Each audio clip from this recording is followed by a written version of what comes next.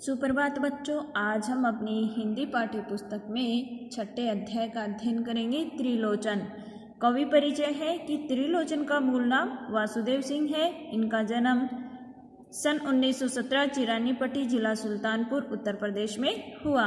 इनकी प्रमुख रचनाओं में काव्य संग्रह है धरती, गुलाब और बुलबुल, दिगंत, ताप के ताए हुए दिन, शब्द, उस जनपद का कवि हूँ, अर्घान, तुम्हें सौंपता हूँ चेती, अमोला, मेरा घर, जीने की कला। गद्य रचनाएं हैं देशकाल, रोजनामचा, काव्य और अर्थबोध, मुक्तिबोध की कविताएं। हिंदी के अनेक कोशों का निर्माण में महत्वपूर्ण योगदान रहा है। प्रमुख सम्मान साहित्य अकादमी, शलाका सम्मान और महात्मा गांधी पुरस्कार। उत्तर प्रदेश की सरकार ने इन्हें सम्मानित किया है। हिंदी साहित्य में त्रिलोचन प्रगतिशील काव्यधारा के प्रमुख कवि के रूप में प्रतिष्ठित हैं। रागात्मक संयम और लयात्मक अनुशासन के कवि होने के साथ साथ ये बहुभाषा विज्ञ अर्थात बहुत सी भाषाओं के जानकार शास्त्री भी हैं। इसीलिए इनके नाम के साथ शास्त्री भी जुड़ गया। लेकिन यह शास्त्रीयता उनकी कविताओं के लिए बोझ नहीं बनती। त्रिलोचन जीवन में निहित मंद लेके कवि है। प्रबल आवेग और त्वरा की अपेक्षा अर्थात तीव्रता की अपेक्षा यहाँ इनको काफी कुछ स्थिर है। इनकी भाषा छायावादी रोमानियत से मुक्त है तथा उसका ठाठ ठेठ गांव की जमीन से जुड़ा हुआ है। अर्थात इनकी जो कविताएं हैं वो ग्रामीण परिवेश के आधार पर लिखी हुई है। त्रिलोचन हिंदी में सोनेट अर्थात जो सोनेट है वह अंग्रेजी छंद है। इसको स्थापित करने वाले कवि के रूप में भी जाने जाते हैं। त्रिलोचन का कवि बोलचाल की भाषा को चुटीला और नाटकीय बनाकर कविताओं को नया आयाम देता है। कविता की प्रस्तुति का अंदाज कुछ ऐसा है कि वस्तु और रूप की प्रस्तुति का भेद नहीं होता। उनका कवि इन दोनों के बीच फांक की गुंजाइश नहीं छोड़ता है। अर्थात जो अंदाज और वास्तविकता है उसके दोनों के बीच में, इनकी कविताओं के बीच में कोई भी अंतर स्पष्ट नहीं छूटता है। अर्थात कुछ भी अंतर नहीं रहता है। चंपा काले काले अक्षर नहीं चिंती नामक कविता धरती संग्रह में संकलित है। जो धरती काव्य संग्रह है उसमें संकलित है चंपा काले काले अक्षर नहीं चिंती। यह पलायन के लोक अनुभव को मार्मिकता से अभिव्यक्त करती है।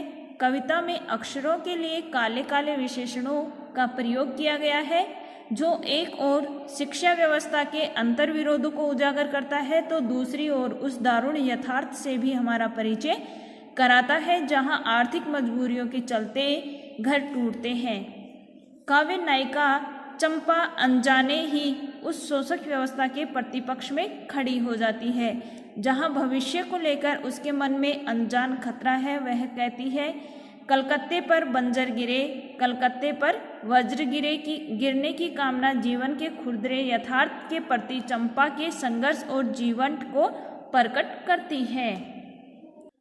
चंपा काले काले अक्षर नहीं चिन्हती, चिन्हती यानी पहचानती, अक्षर अक्षर। चंपा काले काले अक्षर नहीं चिन्हती, मैं जब पढ़ने लगाता हूँ वह आ जाती है। खड़ी खड़ी चुपचाप सुना करती है, उसे बड़ा अचरज होता है इन काले चिन्हों से कैसे ये सब स्वर निकला करते हैं। यहाँ पर कवि कहते हैं कि चंपा है जो अनपढ़ लड़की है, वह इन अक्षरों को, काले अक्षरों को नहीं पहचानती। मैं जब पढ़ाने लगता हूँ कि जब मैं पढ़ाने लगता हूँ तो वह आ जाती है कि जब मैं मेरे द्वारा जो लिखे हुए काले काले अक्षरों को पढ़ने लगता हूँ तब वह मेरे पास आ जाती है। खड़ी खड़ी चुपचाप सुना करती है और मेरे पास खड़े होकर के मेरे द्वारा पढ़े जाने वाले उन अक्षरों को चुपचाप सुनती रहती है। उसे बड़ा अचरज होता है, उसे बड़ा आश्चर्य होता है कि इन काले चिन्हों से कैसे ये सब स्वर निकला करते हैं, कि इन काले चिन्हों से अर्थात मेरे द्वारा जो लिखित काले शब्द हैं उनसे ये स्वर कैसे निकलता है, अर्थात इनका क्या अर्थ होता है। चंपा सुंदर की लड़की है, सुंदर ग्वाला है, गाय भैंस रखता है। चंपा चौपायों को लेकर चरवाही करने जाती है।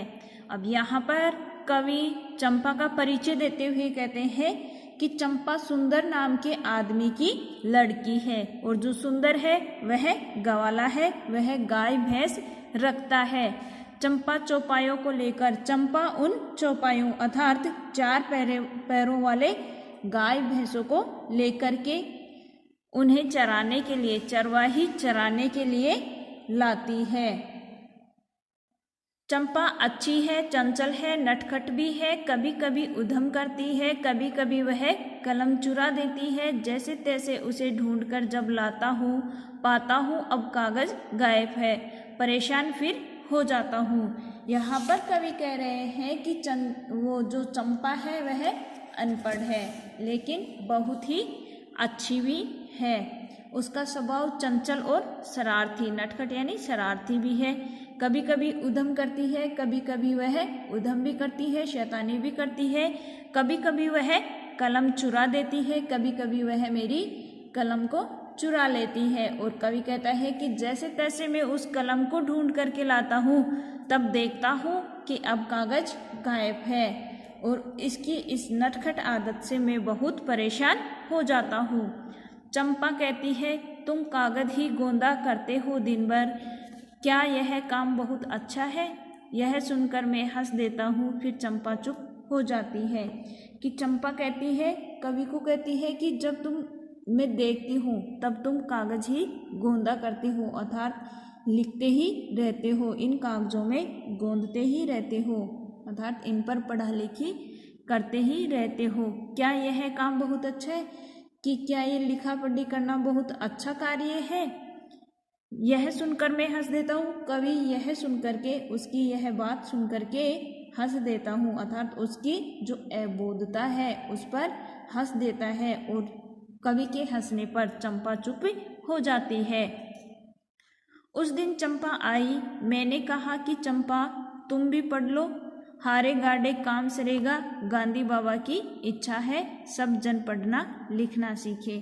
कि एक दिन चंपा मेरे पास आई तो तब मैंने उससे कहा कि चंपा तुम भी पढ़ लो, अर्थात तुम भी पढ़ना लिखना सीख लो, क्योंकि पढ़ना लिखना मुसीबत के समय, हारे गाड़े अर्थात मुसीबत के समय काम सरेगा, काम आएगा, गांधी बाबा की इच्छा है। और कवि कहते हैं कि गांधी बाबा की ओर इशारा करते हुए कहते हैं कि गांधी जी की भी यही इच्छा है कि सभी जन अर्थात सभी लोग, सबका पढ़ना लिखना सभी लोग पढ़ना लिखना सीखें, यही वह चाहते हैं, अर्थात गांधी जी भी यही चाहते थे कि सभी लोग पढ़ना लिखना सीखें। चंपा ने यह कहा कि मैं तो नहीं पढ़ूंगी, तुम तो कहते थे गांधी बाबा अच्छे हैं, वे पढ़ने लिखने में कैसे बात कहेंगे, मैं तो नहीं पढ़ूंगी। कवि की पढ़ने लिखने की बात सुन करके और गांधी जी की इच्छा सुन करके चंपा कहती है कि चंपा ने बड़े ही सरल ढंग से कहा कि चंपा ने कहा कि मैं तो नहीं पढ़ूंगी, कि मैं तो नहीं पढ़ूंगी।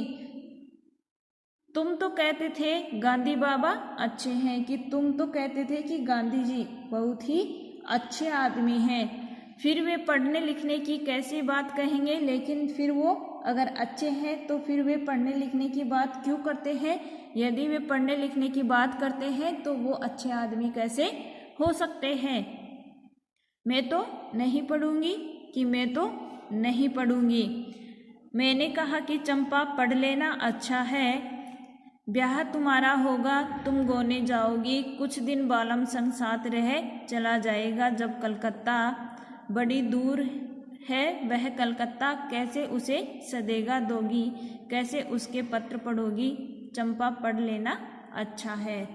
तब मैंने चंपा को समझाते हुए कहा, पढ़ने लिखने का महत्व समझाते हुए कहा। कवि यहाँ पर कह रहे हैं कि मैंने कहा अर्थात मैंने उसे पढ़ने लिखने का महत्व समझाते हुए कहा कि चंपा पढ़ लेना अच्छा है कि तुम मेरी बात अच्छी तरह से समझ लो कि पढ़ लेना ही बहुत अच्छी बात है। यह निश्चित है कि ब्याह तुम्हारा होगा, कि तुम्हारा ब्याह एक दिन हो जाएगा और तुम्हारा गोना भी हो जाएगा, अर्थात तुम ससुराल चली जाओगी।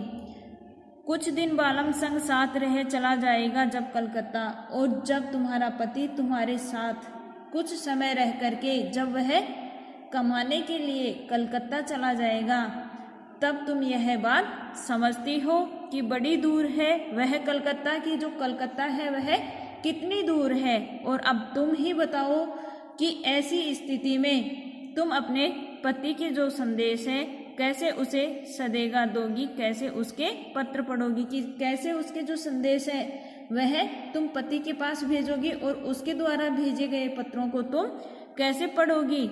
चंपा पढ़ लेना अच्छा है, कि चंपा जीवन में पढ़ लेना ही अच्छा है। चंपा बोली, तुम कितने झूठे हो देखा, हाय राम तुम पढ़ लिख कर इतने झूठे हो। मैं तो ब्याह कभी न करूँगी, और कहीं जो ब्याह हो गया तो मैं अपने बालम को संग साथ रखूँगी। कलकत्ता में कभी न जाने दूंगी, कलकत्ते पर वज्र गिरे। अब यहाँ पर चंपा कहती है कि कवि से कहती है कि तुम कितने झूठे हो, कि हाय राम तुम पढ़ लिख कर इतने झूठे हो कि तुम पढ़ लिख कर के भी इतना झूठ बोलते हो। मैं तो ब्याह कभी न करूँगी, कि मैं तो मेरा ब्याह कभी भी नहीं करूँगी, और अगर मेरी शादी हो भी जाती है तो और कहीं जो ब्याह होगा, कि और अगर मेरी शादी हो जाती है तो मैं अपने बालम को संग साथ रखूँगी, मैं अपने पति के साथ हमेशा साथ रहूँगी। कलकत्ता में कभी न जाने दूंगी, और मैं उन्हें कलकत्ता में कभी भी नहीं जाने दूंगी। कलकत्ते पर वज्र गिरे, कलकत्ता का सत्यानाश हो, अर्थात उस पर वज्र गिरे, उसका विनाश हो। तो ये कविता थी। कविता में आर्थिक मजबूरियों के चलते जो घर टूटते हैं उनकी कवि ने स्पष्ट व्यंजना की है, और जो शोषक व्यवस्था के प्रतिपक्ष में जो अनपढ़ लड़की है चंपा, उसके मन के भावों को व्यक्त किया है। धन्यवाद।